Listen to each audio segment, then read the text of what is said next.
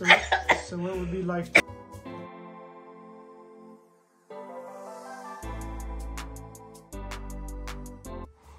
So I'm waiting for Mark. We just got back from seeing the Marsh King's daughter. So stay tuned for our review. I don't understand why we gotta go through all that. What are we going through? Trying to just tell you to move a little closer in the frame and you gotta give me all that lip. But anyway, hey y'all, hey! I can never get close enough to you. Oh, you're so sweet. Welcome back to our channel. It is your girl Karen Sawyer and her sidekick Mark Sawyer with another movie review. We just came back from, is it called Marsh's King Daughter? I know it's gonna Marsh King's daughter. Marsh King's daughter. So we went to go see that. So we're gonna give you our review. I don't really have much to say. Okay. I don't. I enjoyed the movie. It kept my attention, but I can't say that I would say, oh my God, you gotta go see this movie. I can't say I would say that. It was nothing wrong with the movie. It was a good story. I would say that I remember you and I went, I think we were going to the Bahamas or something. It was a cruise. And we met. A cruise? We were on a cruise. And we stopped in Florida. We only one-on-one, so. Okay, whatever. I think this is where I met the guy. Is it Cocoa Beach? Yeah. Okay, got it. I Dream of Jeannie.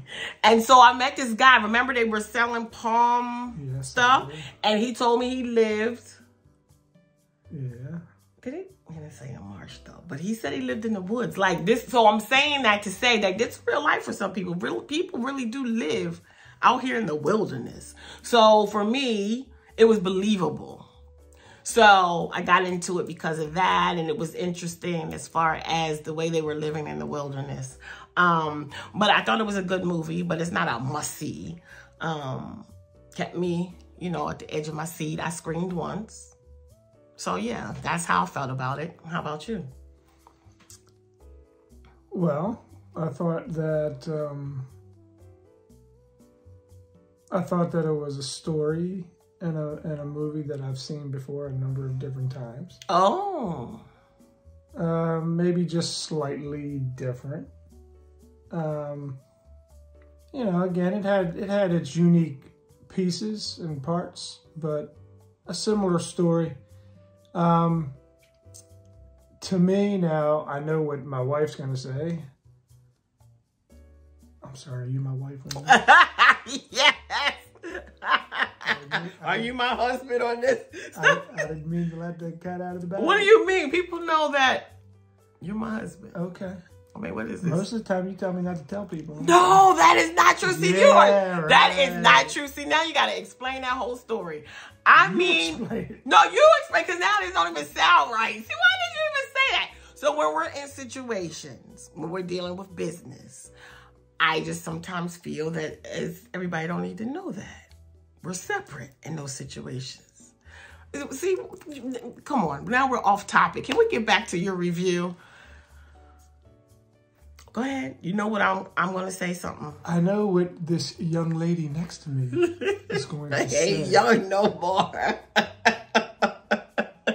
But to me, the movie was way too predictable. Because you should be writing movies. You should be writing books and writing movies. You already know what's going to happen before it even happens, because that is your thing. So everyone else, I'm not going to say, would think it's predictable. But you should be doing, what do you call them, screenplays? You should be writing those things. But okay. What was predictable? I can't give away the movie. Oh. Predictable simply means that I knew what was getting ready to happen next before it happened. But you do that on all movies. Except for that one. Oh. That was fair play. What? When they call fair play? Yeah, but what do you mean? The end, the beginning? What do you Some parts you was like, I was not expecting that. Okay. And something else we recently watched, and you said, I was not. Oh, what was that? Bodies? Netflix Bodies? Was it? We're watching it right now. And you said, oh my gosh, was that? You said, I wasn't expecting that. Sometimes you were thrown for and guess what? They're the ones that I enjoy because I get to add something to my repertoire. Yes. So it was predictable. A little bit, you know. Was it? It was like a Lifetime movie network movie? Oh, it was definitely like a Lifetime. Exactly. Yeah, a little more harsh than Hallmark, but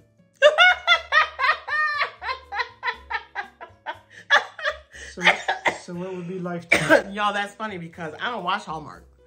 God. He watches Hallmark. Oh no. Halloween is over. It's time for Christmas movies.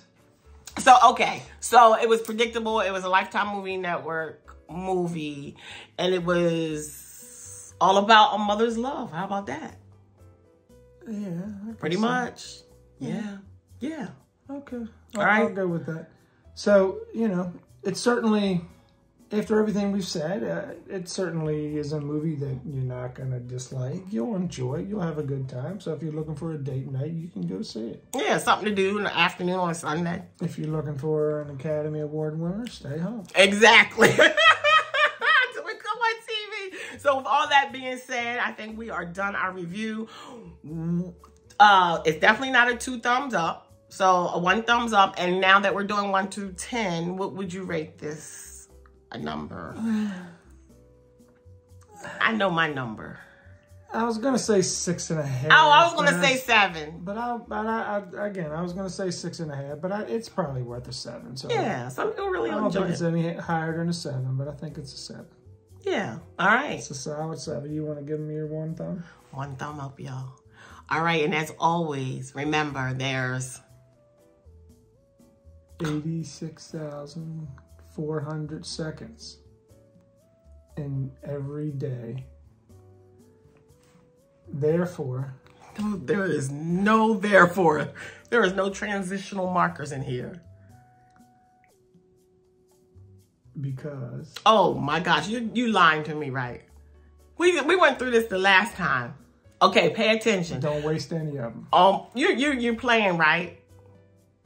Okay, so pay attention because you're very, very intelligent. I want you to pay attention because next time you will do the whole closing by yourself. Again, y'all. Thanks for watching. There's 86,400 seconds in every day. Make every second count. Don't waste any of them. Bye, y'all. Peace.